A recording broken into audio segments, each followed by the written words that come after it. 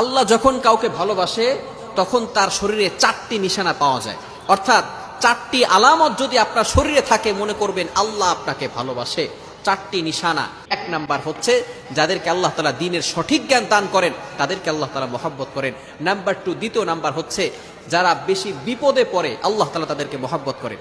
যার শরীরে দেখবেন একের পর এক বিপদ আসতেছে, অসুস্থতা আসতেছে, বারবার বিপদ, একের পর এক বিপদ, একটা বিপদ যাওয়ার পর পরে আরেকটা বিপদ আসতেছে, আপনি হতাশ হবেন না প্রিয় ভাই। আল্লাহ তাআলা আপনাকে ভালোবাসেন। এই কোটি কোটি মানুষের ভিতরে